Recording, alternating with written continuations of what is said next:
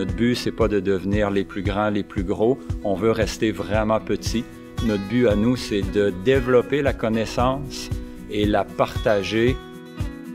Pourquoi les REL? On cherchait une culture émergente sur laquelle on pourrait travailler pour apprendre à la connaître et à la développer. Une culture qui est adaptée à notre climat froid et à un sol particulièrement pauvre. On la décrit souvent, nous, en disant c'est le cousin du bleuet et de la canneberge. Donc, c'est un éricacé, donc ça fait partie de la même famille. Et physiquement, c'est de la grosseur d'un bleuet sauvage, plus ou moins. C'est rouge comme une canneberge, mais ça se cueille à la main. Ça a un goût assez acidulé, particulier. À maturité, quand on apprend à développer cette palette de goût-là, je peux dire qu'on apprend à l'apprécier. À partir du moment où on parle des fruits qui viennent de la boréalité, donc du nord, et qui ont beaucoup de pigments aussi, rouge ou bleu foncé, on parle de fruits qui sont très, très riches en antioxydants. Or, on sait l'intérêt des antioxydants.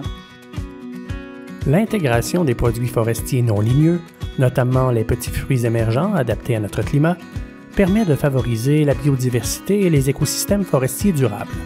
On a opté maintenant pour la culture sur buton. Alors, ce qu'on a fait tout simplement, c'est ramener notre sol en buton.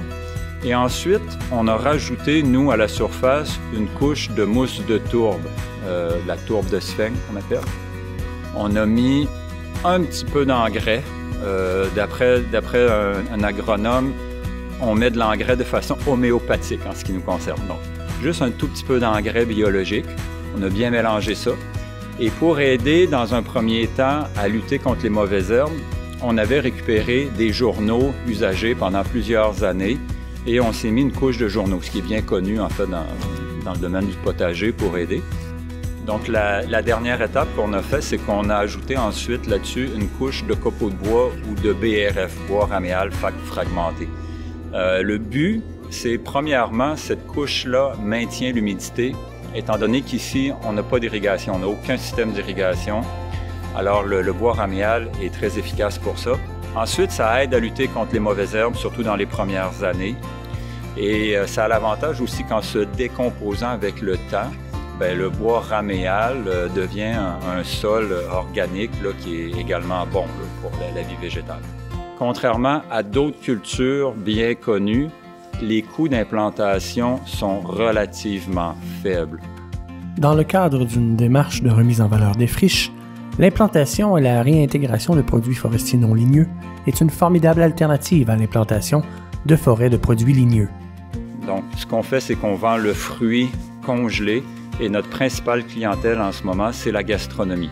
Les restaurateurs gastronomiques, maintenant, qu'est-ce qu'ils en font? Ils la prêtent légèrement pour accompagner les mets carnés, le poisson, la charcuterie, où ils en font du dessert. Le marché, honnêtement, il est énorme. Il y a une demande incroyable pour ce fruit-là. On en reçoit plusieurs fois par semaine de la demande. La grande majorité de l'offre en ce moment vient de la récolte du produit à l'état sauvage. Et ça ne fournit pas.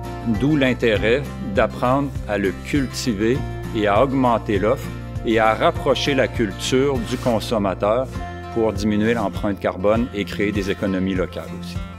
La culture des petits fruits s'intègre parfaitement dans une démarche de mise en valeur des ressources forestières par des implantations diversifiées. Si on ajoute à cela la possibilité de la rentabiliser, elle s'avère un incontournable en matière de revalorisation des friches.